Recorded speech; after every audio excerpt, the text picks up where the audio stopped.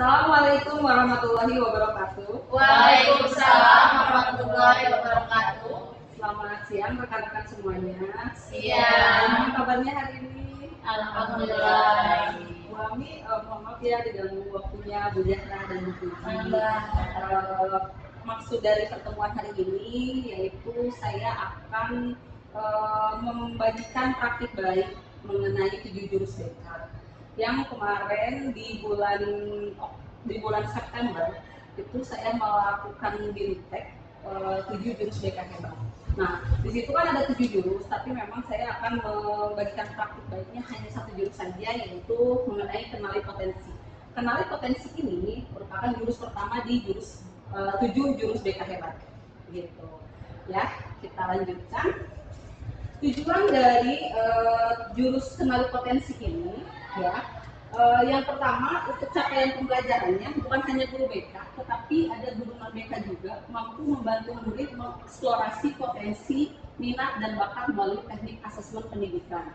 Walaupun memang sebetulnya di sekolah kita sudah melakukan asesmen ya di awal semester, apalagi untuk kelas 10 itu sudah melakukan yang namanya psikotes. Nah, salah satu tujuan psikotes ini ya betul salah satunya adalah untuk mengenali potensi dari para siswa kita di SMA Negeri 3 Purwakarta ini. Lalu yang selanjutnya ada konsep kunci yang akan dipahami. Yang pertama itu ada kecerdasan majemuk atau multiple intelligence.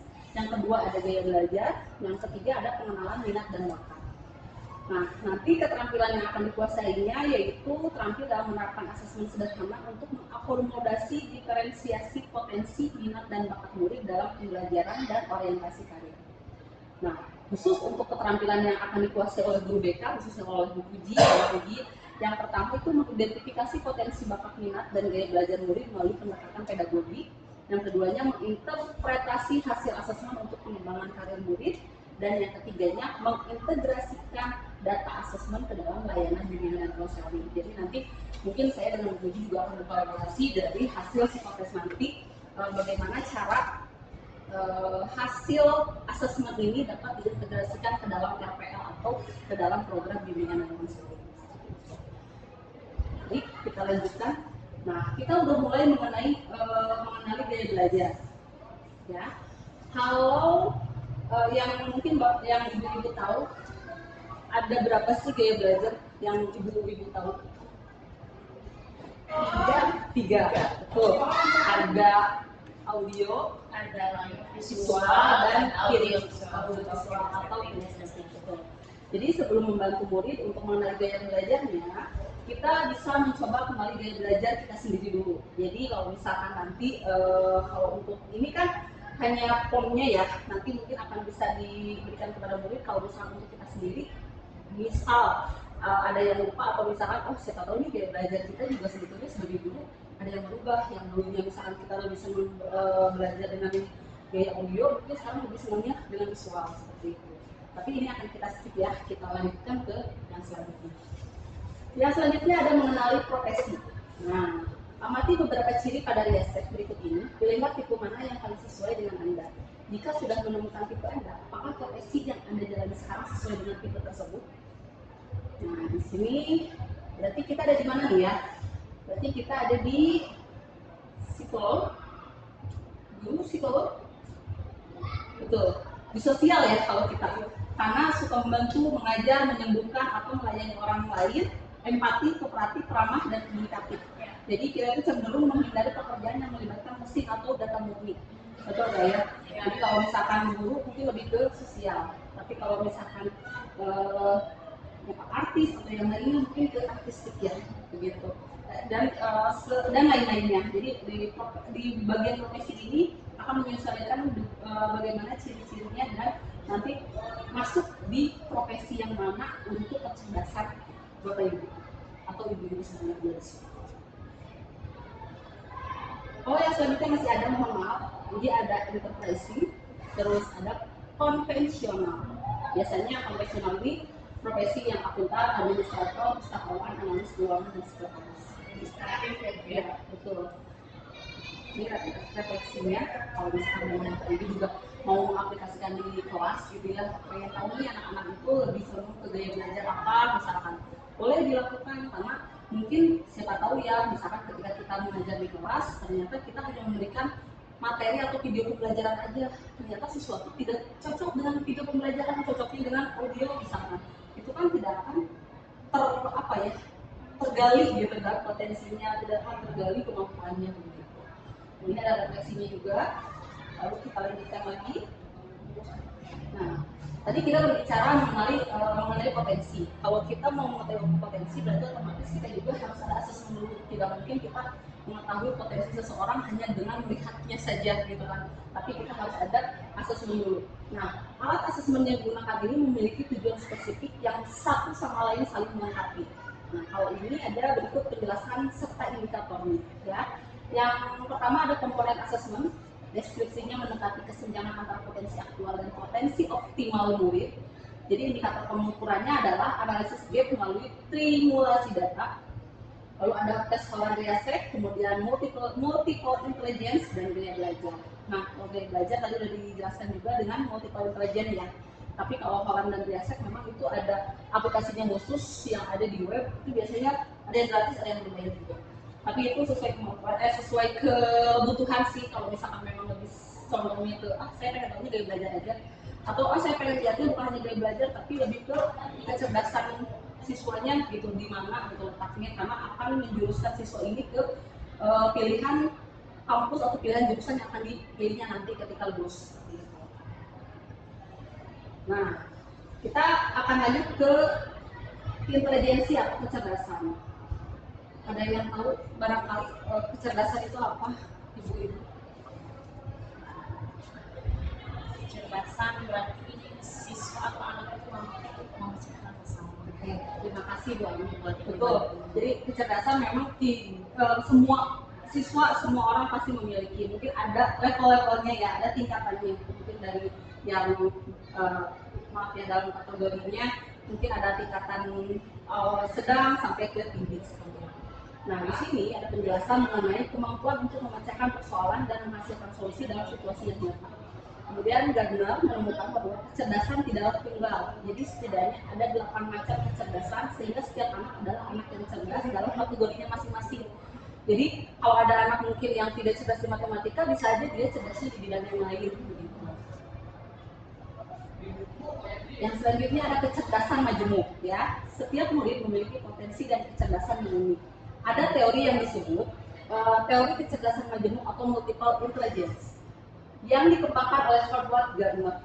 Nah, teori itu ada 9 jenis kecerdasan dari Gardner. Yang pertama ada cerdas visual spasial, yang kedua ada cerdas verbal linguistik, lalu yang ketiganya ada cerdas interpersonal dan intrapersonal. Perbedaan inter itu lebih di cerdas komunikasi. Kalau cerdas intra dia lebih kuat di analisis kekuatan dan kelemahan sendiri dengan baik, kemudian menikmati ketika menganalisis teori dalam ide, memiliki kesadaran diri untuk sangat baik dan pahami dasar motivasi dan perannya sendiri. Sebetulnya hampir sama ya antara cerdas interpersonal dan intrapersonal gitu. Lalu yang selanjutnya ada cerdas kinestetik, yaitu terampil dalam menari, berolahraga. Nah, mungkin ini anak-anak sini kali ya yang masuknya ke cerdas kinestetik. Kalau kita lebih kemana kira-kira teman-teman? Interpersonal misalnya, atau mungkin di sini visual spasial, membaca, menulis, kesenangan, menyusun teka-teki, kayaknya tidak ya, belum ya. Lalu yang cerdas verbal linguistik, mengingat informasi, terus enjoy membaca dan menulis, berdebat, tidak ya, itu belum kayaknya. Berarti lebih ke cerdas interpersonal ya kalau guru gitu kan ya. Kemudian yang selanjutnya lagi ada cerdas kinestetik tadi yang sudah dijelaskan. Mungkin kalau cerdas kinestetik lebih ke guru-guru seni tari, seni musik sama olahraga kali ya. Karena kalau kita mah hanya kadang-kadang beraktivitas hanya di dalam kelas, walaupun misalnya ada luar juga mungkin hanya praktek-praktek biasa ya. Lalu ada cerdas naturalis ternyata, jadi tertarik pada mata pelajaran seperti botani, biologi dan zoologi. Ada cerdas logistik matematis, memiliki keterampilan memecahkan masalah yang sangat baik. Ada cerdas musikal, mungkin di sini yang cerdas musikal lebih kepada anak-anak musik ya di kelas di sekolah kita. Nah, ini ada di pergeseran dari pembelajaran dari tradisional ke pembelajaran terdiferensiasi. Jadi kalau misalkan dulu mah pembelajaran tradisional mau materi apapun diberikan kepada semua siswa. Tapi kalau misalkan kita sudah mengenali dengan asesmen ini, berarti kita harus membedakan, harus menyesuaikan. Ketika anak misalkan dia belajarnya visual, jangan sampai diberikan materi-materi yang istilahnya listening, misalkan. Jadi betul-betul harus berdiferensiasi, banyak cara sesuai minat dan bakat. Lalu fokus pada kurikulum semata. Kalau sekarang kan kurikulum ada pengembangan diri muridnya ya. Lalu produk belajar seragam. Kalau sekarang produk belajar beragam sesuai potensi siswa. Kalau dulu murid itu cenderung lebih pasif. Kalau sekarang murid itu harus aktif dan terlibat dalam pembelajaran. Nah, ini tadi yang sudah kita pahami dan obrolkan ya di awal. 3 gaya belajar. Yang pertama adalah gaya belajar visual. Strategi pembelajarannya mungkin dengan peta konsep, video, infografik, dan gambar ya. Kalau kecerdasan atau gaya belajar auditori itu lebih menggunakan diskusi atau tanya jawab, rekaman suara, lagu, edukatif, dan lainnya. Ada juga gaya belajar kinestetik. Jadi biasanya kalau kinestetik ini lebih kepada memberikan pemahaman atau pembelajaran dengan menggunakan permainan edukatif, simulasi, eksperimen, atau bermain peran. Gitu. Nah, ini ada mengenali potensi karir di masa depan untuk siswa. Bisa untuk kalau kita mungkin sudah tertata ini dari sekarang sudah tahu gitu kan ya. Yang pertama ada realistik, jadi individu yang suka bekerja dengan benda, mesin atau kegiatan fisik. Yang kedua ada investigatif, jadi analitis dan intelektual. Yang ketiga ada artistik, dan yang selanjutnya ada sosial atau peduli komunikatif. Biasanya ya ini profesi kita sebagai guru. Ada enterprising, lalu ada konvensional. Nah, nanti bisa juga siswa-siswa kalau misalnya kita mau tahu kecerdasannya apa, bisa diberikan asesmen ini. Jadi rencana karir sesuai dengan kecenderungan kecerdasan menurut siswa. Nah, ini nanti bisa dilihat ada nama muridnya, terus nanti kira-kira cita-cita muridnya itu apa ya, nanti rencana melanjutkannya ke kampus yang mana dan jurusan apa begitu. Ini juga ekskul bisa nih, kecerdasan majemuk yang dominan. Nah, untuk pramuka kira-kira tuh ya uji kecerdasannya masuk ke kecerdasan majemuk apa, yang dominannya apakah interpersonal, apakah kinestetik, itu juga sama ya.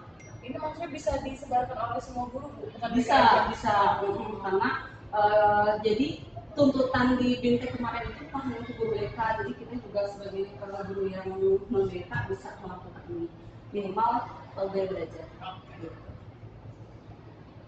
Nah, ini juga ada ya untuk identifikasi melalui aplikasi dan yang gratis gitu kan, ada juga yang berbayar.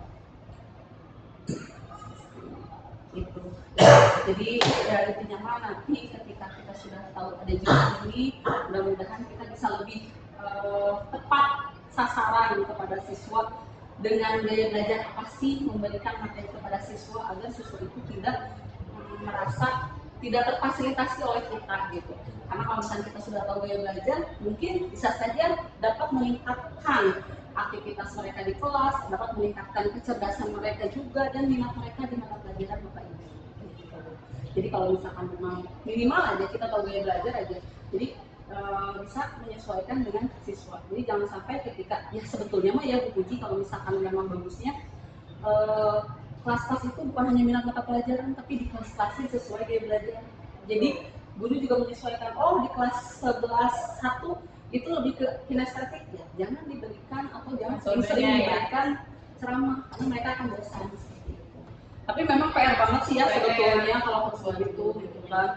Ya betul, untuk gurunya sendiri, untuk BK sendiri juga sama gitu, karena kita juga harus mempas-paskan juga gitu. Belum lagi kan kadang-kadang anak tuh sebetulnya gaya belajarnya itu, tapi karena pengen dekat sama temannya akhirnya kan pengennya bergabung dengan kelompok yang mungkin bukan gaya belajar visual, dia pengen gabungnya ke kinestetik. Justru dia juga akan menghambat kepada prestasinya gitu kan, atau kepada proses belajarnya dan lain sebagainya.